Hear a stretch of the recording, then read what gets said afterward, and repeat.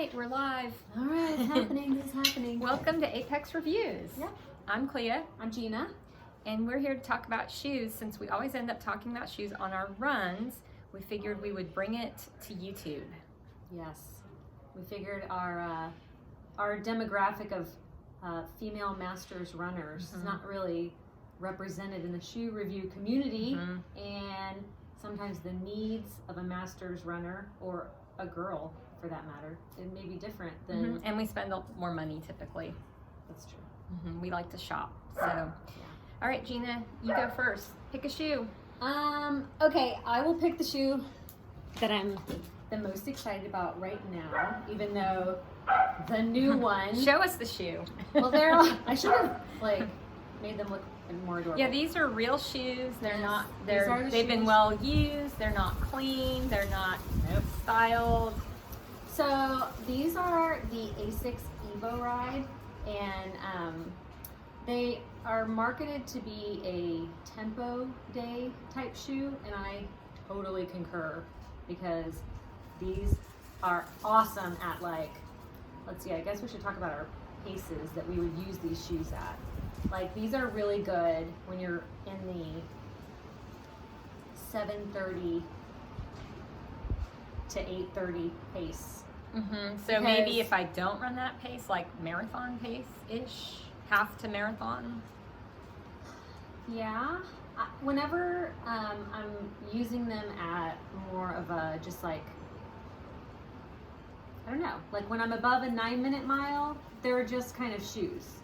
But when you start going down, it's yes, this is it. I love these shoes. Color's good. Color's adorable. I like the mesh on it. Yes, I feel like we should give a better shot. They're super cute. Yeah, those are something I would wear around. Yeah. I would wear those to go worn. Yeah, I'd wear those to really, run errands, wear around, because they kind of don't scream running shoe. They just kind of look like a nice shoe. So that's always a plus to me. Yeah, I think they're very cute. And they have a blue that's same thing, this tone blue with bright blue laces. That's a good color too. Really cute. So I love these. These are my favorite tempo day shoes, Asics Evo Ride, and part of the new Asics Glideride line, which might be a good segue into your glide rides. Got the glide rides, bought them used on Poshmark because they are a more expensive shoe. I think they're about $150. This is the black and rose gold. I hated them. They are heavy, they're stiff. They're so stiff that they feel almost like you're running in a hiking boot. And they made my calves hurt. So they are marketed as a recovery day shoe. I don't really like heavy shoes. I got them though because I thought, recovery day, long runs, they're supposed to be really plush, and they were just incredibly stiff and heavy. But all is not lost on these. I have discovered they are great walking shoes. I wear them to walk my dogs, and I wear them when I'm going to be on my feet a lot at work. I find they're extremely comfortable for that, and I would recommend them for a walker, especially maybe if you have a more senior walker in your family. Are they very stable? Extremely. So if you had maybe an older person who is starting a walking routine during the pandemic, and they want something that's not going to hurt their feet and that they're going to feel very stable in, this is a good choice. Kind of a mystery to me though why this is a running shoe. So people love that shoe though. Did not. Next. Next. Okay, I'm gonna go for what I wore today, which is a very highly underrated or known shoe. This is the Reebok Forever Floatride 2.0. So I use these as a long run shoe. Let's see, they're so cute too. I like the retro. Very retro. Once again, another shoe I would wear. I like to wear running shoes in my daily life quite a bit. Tons and tons of rubber on the bottom, extremely durable. These to me are such a great long run shoe. They're very light, even though they look like they would be bulky. They're actually super light. and they feel really stable. They feel cushioned. They feel bouncy, which I feel like you don't get all that in a shoe very often. You either get stable, or you get cushioned, or you get bouncy. But I kind of feel like that this is all those things. And I don't know why more people don't know about these, because brand new, they're $100. I think it's because Reebok is just not known for being a running shoe brand, and it's kind of seen as like an 80s throwback. I know 100%. I think they make like CrossFit things, but I know really nothing about that. They're like really big into like branding with, or like partnering with like other, like they're a Ragnar partner. They're a CrossFit partner. I haven't tried them, but I would definitely be willing to. Yes. And especially because they kind of look like a good everyday shoe also. Yeah, very comfortable, very cute. Yeah, these are actually, they're the Floatride Energy. So Reebok Floatride Energy 2.0. And right now, I think they're about to come out with the 3.0. So now they're like, you can find them for like $50 or $60 online. Like I think Nordstrom Rack has them for $56, free shipping. So that's like a steal Deal. for like something that's that durable. All right. Speaking of steals, this is my favorite shoe of 2020. Yes, I have mine on too. This is the Atreyu, and they're $55 if you do their subscription. I love everything about these. Well, first of all, the style, very kind of retro. I feel like it looks like a retro Japanese kind of thing. Yes. Kind of hipster. They're a little hipster, and I'm not, but I still like them. But they're extremely inexpensive. They're extremely lightweight. They fit me really well. They run a touch wide, so maybe if you have a really narrow foot like Gina, they may not be your best running shoe, but that's really the only person I don't think they would work for. They just feel great. And I love their business model. I like that they're completely different. And it's like a subscription base. If you don't know about Atreyu, it's an Austin-based subscription service. Yep, I get a pair every 2 months, which if you're running, 40, 50 miles a week, you really are going through your shoes that quick. So, that's reasonable. And if you don't want to do a subscription, you can just buy a single pair. It costs a little bit more money. But this has just been my favorite. I love something that's so different from what else is out there. But for me, they fit great. They feel good. They do wear out a little quicker, but you get a new pair every couple months. So this has been by far my favorite, my shoe that I probably wear like 6 out of 7 days of the week. This is the shoe I'm wearing. So my fave. And I love those shoes, but they're not quite stable enough for me. They're a very bare bones shoe. So for me, my foot kind of moves around a little bit. I have a narrow foot. So I like them. I think they're super fun, but I definitely couldn't do a long run. I would have to stick to like 5 miles or less. Yeah, and I have found I can do anything in them. They work great for me. So when you find what works, if it ain't broke, don't fix it. Especially if it's $55. $55. Yep. Yeah. What's up next? Okay, so I think we should talk about the Rebels, because we're both very attached to the Rebels. This is really the only other shoe I wear. Oh, and mine have shoe deodorizer balls in them. So if you don't do those, get on them. I did not know about that. Yeah, you get them at HEB, and they help with sweaty running shoes. But these you can find on sale quite a bit, so they're still pretty reasonable. Yes. They're very light. They're very springy and responsive. Very popular. We know a lot of people who wear them. Show that little weird. Yeah, they kind of have They have like a flare. You can kind of see it this way. They flare out right there. But I don't really feel that. I feel like they're pretty stable. They're great for a marathon. They're great for a short run. They're kind of do it all. Yeah, I did the virtual marathon in these. I did too. I love them.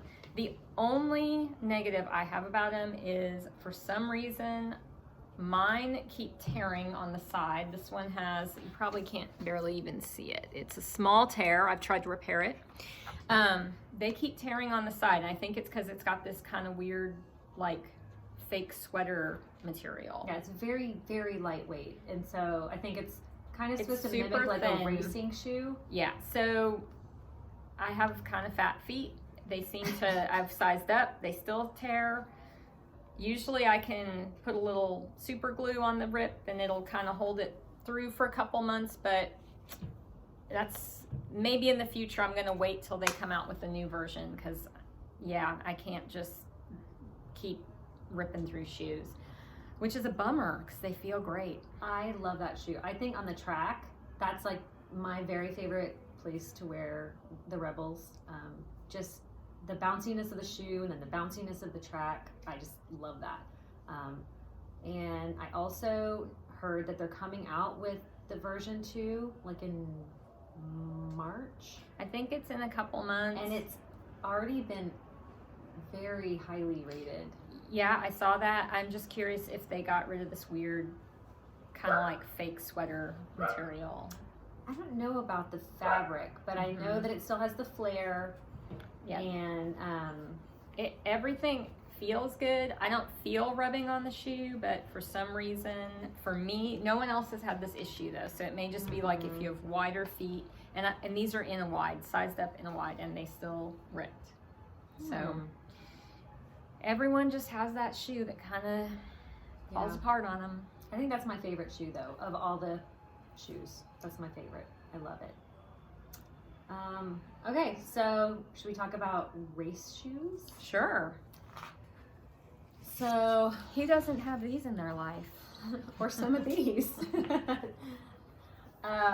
Okay, so I bought these on Poshmark because I was afraid to pay full price for a shoe that everyone wasn't obsessed with, unlike these, which I would like happily buy brand new. I did buy brand new. But these are the Saucony Endorphine Pro, and they have the carbon plate inside them, and they are really interesting shoes compared to the Vaporfly. It's hard to talk about these without trying to compare them to these, just because that's what you would use them for, similar purpose, obviously. To me, these are much more rigid. They're much more difficult to imagine going like a marathon distance. Like I did a half marathon in these, and my lower leg were pretty beat up from that. So I really like them, but I think that for me personally, the plate is so rigid, you have to almost be like a heavier runner, or maybe you have to hit the ground with more force than I do to get the plate to respond. So for me, it just like I hit the ground and I felt like I was just hitting the plate, unless I was going really fast, in which case they were pretty fun. But maybe for like a 10K, like a 5 or a 10K. That's fair. It's an expensive 10K. If it's an expensive 10K. I don't think I would repurchase them, not because I don't like them, but because compared to the Vaporfly, they just don't hold a candle. Like, yeah, I would say I don't think of myself as a real cheap or frugal person, but when it comes to running shoes, I kind of do, because I go through them so much that I have never really been able to bring myself to pay like the top premium shoe price for like the top shoe in each line. So I tend to always go for maybe a cheaper shoe in each line, because I go through them so quick. If I spend $150, I figure I go through them just as quickly as if I spent $100. So that's one reason that the Atreyus appeal to me so much, is that price point. But I feel that the Vaporflies at $250 is actually, for a special treat, maybe a gift or something, is worth it, because you are not going to wear them that much. You're only going to wear them for racing, maybe some time trials. So they're going to last you, I mean, I foresee these lasting 2-3 years. And at the current rate that we're doing races, maybe even longer. So can kind of justify the expense.